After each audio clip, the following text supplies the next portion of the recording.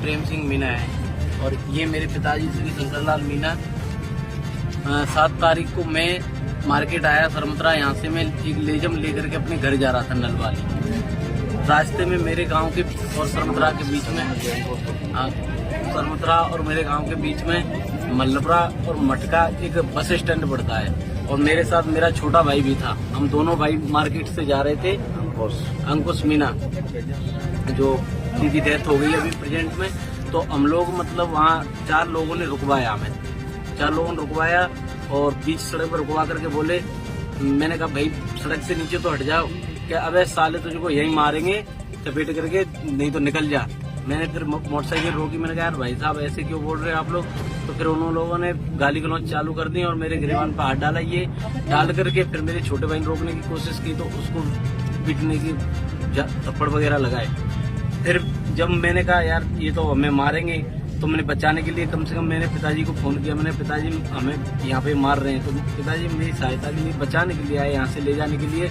तो पिताजी ने पूछा कि किसने दिए, तो पिताजी ने पूछा कि यार किसने पीटा तुझे। तो जब तक उन लोगों ने 20-25 लोग बुला करके, और जब तक अंधेरा हो गया, क्योंकि 8:30, 7 और 7:45 का टाइम हो गया, अंधेरा हो गया तो हमें कुछ दिखा नहीं। और वो एक जगह इकट्ठे होकर के हमें चारों तरफ से घेर करके लाठी और डंडे और फरसों के साथ घेर करके, और उन्होंने कुछ ना तो पूछा ना कुछ बताया, मेरे पिताजी से सीधे ही वार करने लग गए। तो कुछ जैसे एक जग्गू नाम का व्यक्ति था, एक हंसराम, एक लाल सिंह, एक कृष्णा, एक सीताराम, राम नरेश, और एक किसी ने हाथ पकड़ा, किसी ने मतलब डंडे मारे। और उसके बाद एन पूर्ण रूप से मारने की कोशिश, जैसे कि उनकी नजर में हम मर चुके थे चारों ही। मेरा बड़ा भाई भी था, वो पिताजी के साथ घर से आया था, और मेरा छोटा भाई अंकुश मीना, बड़ा भाई रतिराम मीना, और पिताजी श्री शंकरलाल मीना और मैं प्रेम सिंह मीना। तो चारों को इस तरीके से छोड़ के गए कि ये तो मर चुके हैं। फिर वहां से वो निकल गए। निकलने के बाद भाग गए। फिर उसके बाद अचानक से मतलब जब हमने बड़े मेरे थोड़ा होश था, तो मैंने अपने भाई को फोन किया। मेरे ताऊ का लड़का आया राजू मीना, उन्होंने आकर के फिर यहाँ थाने में फोन किया। तो लगभग 1.5 घंटे बाद यहाँ से गाड़ी पहुंची और वो लेके आए। आकर के सरमत्रा थाने में नहीं लाने की वजह हम वहाँ गए थे पहले हॉस्पिटल, क्योंकि ज्यादा स्थिति खराब थी। तो वहाँ से उन्होंने सीधा रेफर कर दिया मेरे भाई अंकुश मीणा और रतिराम मीणा को धौलपुर के लिए। धौलपुर भी अंकुश मीणा को नहीं झेला और उन्हें सीधा ग्वालियर रेफर कर दिया।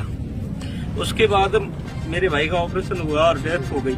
अभी बॉडी सरमत्रा हॉस्पिटल थाने के आगे रख रखी है, और अभी तक किसी भी प्रकार का हमें कोई भी प्रशासनिक की तरफ से किसी प्रकार का कोई सुझाव या किसी भी प्रकार की कोई मतलब सहमति नहीं दी गई है। और ये डेड बॉडी यहीं पड़ी हुई है।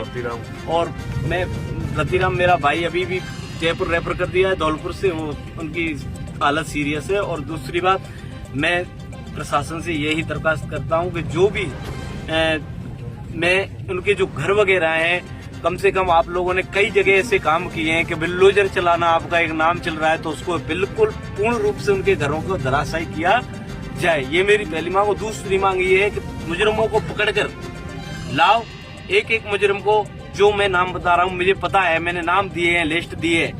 और इसके लिए मैं सभी भाइयों का मतलब जो यहाँ पे समाज के लोग और बाकी के सभी समाजों के व्यक्ति जुड़े हुए हैं, ये आए हुए हैं भैया सहायता के लिए। ये बहुत मेरे लिए गर्व की बात है। दूसरी बात, मैं भाइयों से निवेदन करूंगा कि इसको ज्यादा से ज्यादा वीडियो को